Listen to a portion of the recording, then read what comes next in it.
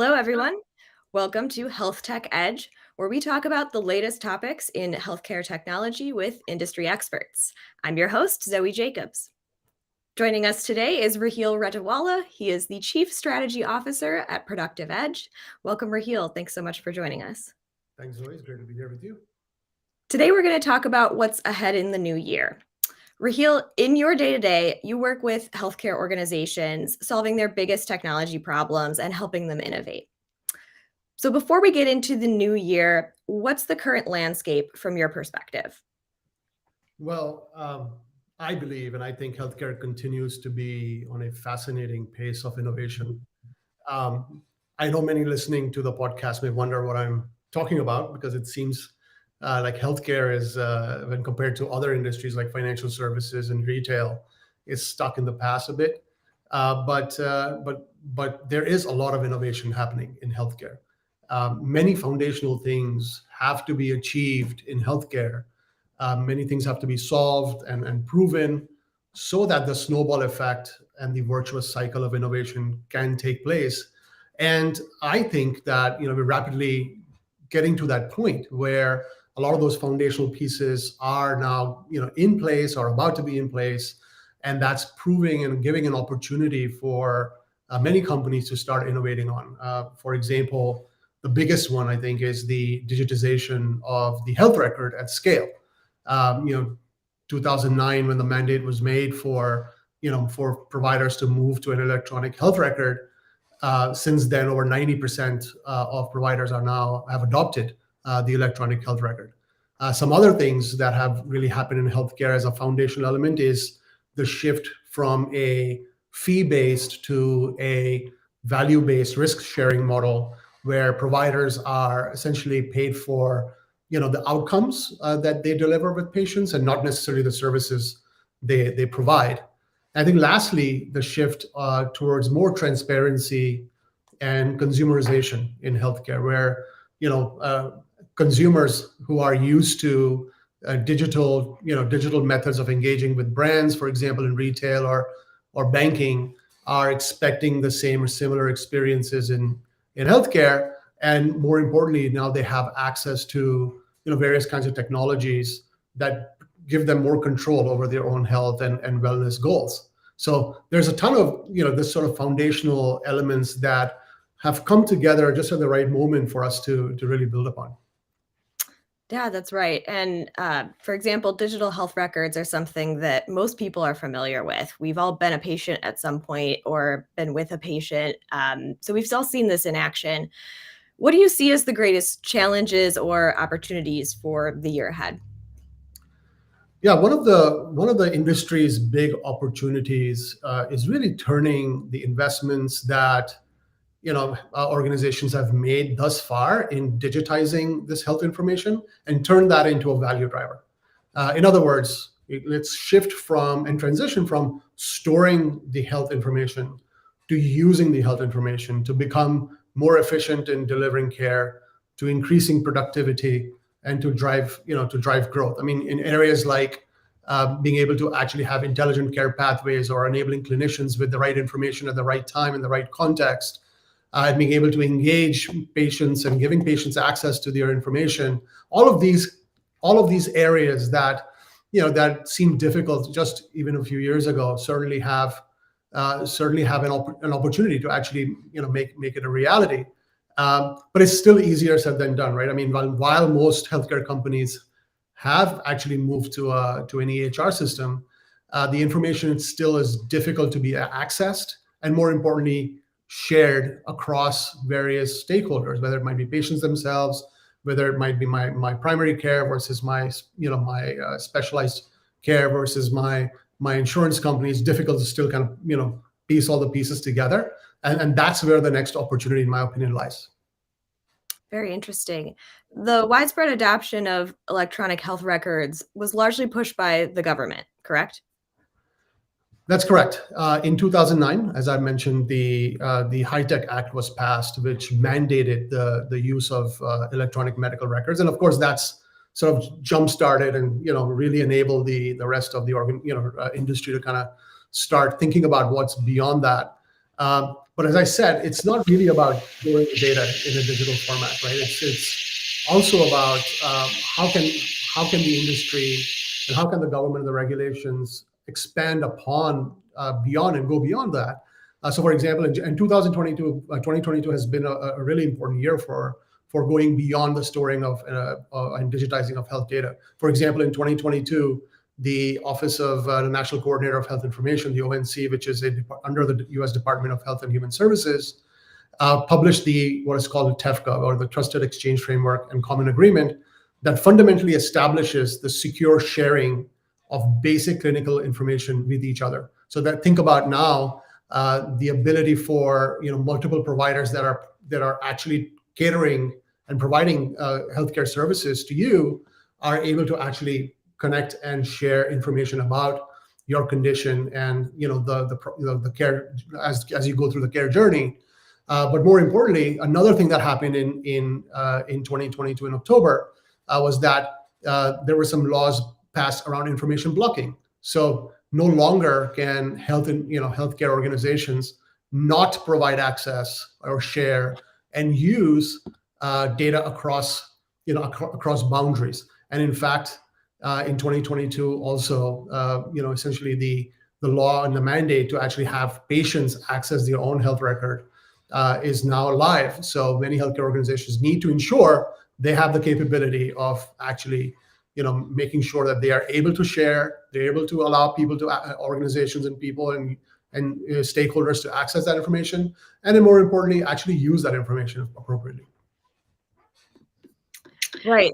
So there's that very interesting relationship between the health IT industry and the government. So the government issues these mandates, the healthcare industry has to comply with those, and then tech companies help respond to that. How are you seeing the technology industry supporting this use, distribution, management of data in healthcare? Yeah, that's a really good question. I mean, at the same time, these foundations in the industry and the regulations, the mandates, and of course, the overall sort of landscape moves towards more of a value-based care and outcome-based focus. The technology industry has been enabling the transition. For example, today technologies that enable data exchange and interoperability have matured significantly. What does this do? This really allows healthcare organizations to establish a bi-directional access to their clinical, lab, social determinants of health data from EHRs. And there are companies, for example, like Redox or Particle Health, that in essence have created like an EHR superhighway that many providers and payers can just plug into and then be able to share access and then eventually use electronic health data, right? So that's one element of the technology innovation that's already happening, and it's quite mature. It's ready to be used, and certainly something that is available. Another big area has always been, the inconsistency in storing and standardization of data itself. So, if I'm exchanging data with you and your data is in a certain format and mine is in a different format, the amount of energy and resources it takes to exchange that information and then eventually standardize it and then use it is quite extensive. But one of the other things that has happened is that we've got a standard way of storing health information, and we have standard ways of expressing health data, and there are standard ways of accessing that information. So with that, what we're seeing now is that the time to actually the resource and essentially the cost of sharing is going down significantly, right? The third big area, of course, from a technology and health IT perspective, is just the innovation that in things like machine learning and AI and the cloud, and the whole area. I believe where we're moving from a machine learning and AI perspective is moving from the traditional what happened and the diagnostic insights as to why it happened. And now we're primed to actually move more towards the predictive and prescriptive insights. So we're now saying, well, what will happen and what should I do based on that information? And these insights are incredibly powerful because they can then turn on a lot of these use cases around things like personalized care, personalized treatment plans, personalized engagement, personalized alerting and notification for clinicians. And these are phenomenal capabilities that are present now. And I would say, lastly, one of the things that plagues the healthcare industry is just tremendous amounts of manual intervention and manual processes. So this idea of like entering information from one system to another. There are studies where you can see that for every hour a doctor sees a patient, there's 2 hours of data entry they have to do. And that's just not sustainable. And I mean, do we want doctors and caregivers and clinicians to focus on entering information, or do we want them to actually see patients and fundamentally improve their own productivity? And there are automation technology now is in place that can accelerate the transition from manual processes to more of automated processes. And I think when you combine these four areas that I just talked about, it's tremendously powerful. I think the transition now should be focused more on not about, well, how do I store all this data that I have? It's more about, how do I generate these insights? And more importantly, how do I actually use these insights to change and evolve and transition the types of care that I provide, the way I provide them, because it's now, essentially possible through a lot of this innovation. Yes, and I think we've all seen that from the patient perspective as well. I was just having a conversation with a friend yesterday. She had gotten an email from her provider saying an MRI that she had scheduled had not yet been approved by her insurer. And immediately my radar went off about interoperability and data sharing between payers and providers. We also know that legacy systems are sometimes a barrier to innovation for healthcare companies. Can you give us an example of solutions to those types of problems? Maybe go a little bit more deeper into one of the areas you just discussed. Yeah, I see two big opportunities. Really, when we talk about insights and being able to actually, drive value from those insights. When I say drive value from insights, essentially, is this information, is this insight, can I actually, clinically use it? Are the people that are going to use it enabled to use it? And are there experiences available through which they will use it? Right? If you can't really solve that problem, it's really not a lot of value of having a lot of data and having a lot of insights, right? So the way to think about, sort of the opportunities at two big levels, right? So one is at a macro financial level, and here the goal is to use a plethora of clinical data now that you have access to because of this interoperability and data sharing and the claims data to get a better understanding of the financial viability of things. As business models move more towards risk sharing, where there's a high chance as a provider I may not get paid for a service, let's say, because I didn't deliver on the outcomes. If I don't understand what drives the outcomes, how am I actually able to deliver on the things I signed up for? If the payers don't understand how to price things more appropriately, then essentially the promise of value-based care kind of falls apart. So what we really want is the ability to take advantage of these new technologies that are enabling data sharing and interoperability to do things like create and understand current pathways, right? Treatment pathways, and build some more intelligent pathways, analyze the profitability of those, quantify the value of certain interventions. We know that population health and the social determinants of health that drive the health equity are an important factor in deciding what kinds of interventions that you may want to put in place. But can I quantify the value of that? Do I know how will it change the cost parameters for me as a provider or even as a payer? So I need to be able to understand that deeply, and it's not something that is easily done. Analyzing population health data, translating that into meaningful intervention strategies, or predicting high cost conditions like readmission risks and ER risks across population, and then zooming down at a personal level, right? So that is like a macro financial level. And then the other big area, I think, is really the other opportunity is zooming down at a patient and clinical level, right? Here, for the goal is to generate insights that are clinically actionable. So meaning that I understand as a clinician or as a caregiver or even as a patient themselves, what this information or this insight means, and I have a good understanding of what I can do with that. But of course, this also means that clinicians have to be trained to know how best to react to these insights, what to do with them.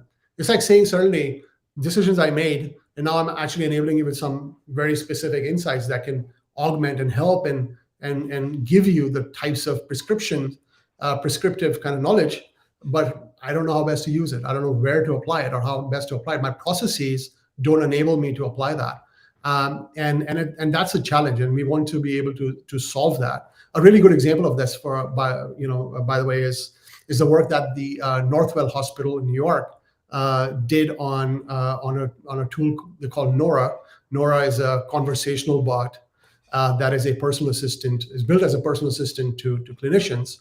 And Nora provides a split-second access to clinical data, right? It's a conversational bot. So I can, as a clinician, I can speak. I can essentially, say, hey, let me know about the vitals of this particular, of a particular patient, or let me know when, alert me when, a particular test result comes in for a particular patient. And it's those kinds of conversations that allow me to do my thing as a caregiver, but still allows me to be alerted and notified in time in the context of when I wanted to be alerted for the reason why I want to be alerted. And then so that I can go, versus me having to go to an electronic medical record system, open it, find the right information, search the queries. I'm speaking to a bot that is already pre-connected, hyper automated to the kinds of information that I care about. And these are the kind of innovations that will be possible. Now imagine Northwell Hospital, being able to actually bring other data from other providers that are not necessarily in the network, but still, touch and see the same patients, the payer information to understand the claims data. So now the universe of the intelligence that they can gather and react to that is significantly superior. And I think these are the kinds of innovations that we can expect to happen. And the work that has happened, the foundational work that has happened in 2022 and the previous years, sets us up to be able to, actually innovate in this manner. Very exciting. That is so cool. And I love that particular example of this innovation in practice, right? So what advice would you give to healthcare organizations that want to make these kind of improvements or get ready for this type of innovation?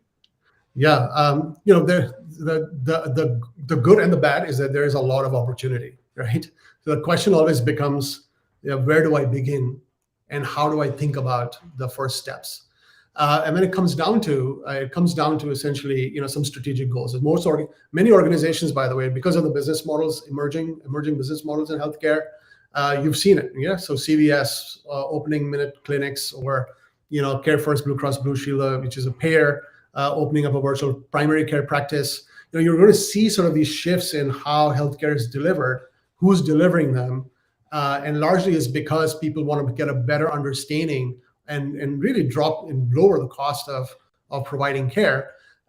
When it comes down to it, there are some strategic goals that every healthcare organization has. And I think we need to be able to identify what are those sort of primary use cases that can benefit from insights. And are we able to actually, transform some of our processes to be able to use those? Being able to look at it from, let's say, a clinical perspective, from a back office function perspective, from a financial transaction perspective, to a patient engagement perspective. These lenses that you can put on and identify where those clear opportunities may be, and then go through a prioritization process. Many organizations, of course, are in the process of adopting new ways of working, thinking more agile, or in a more agile way. So they're starting to think about, how do I think about the most important use cases? How do I prioritize them? How do I budget for them? And then how can I execute? And that's really how I see it playing out. And then it really is those lenses that you need to put on and tie them back to your strategic goals. That's awesome. So that's actually all we have time for. Thank you so much for joining us, Raheel. And thank you everyone for tuning in. So we'll see you next time on Health Tech Edge. Take care, everyone. Bye. Bye, Zoe.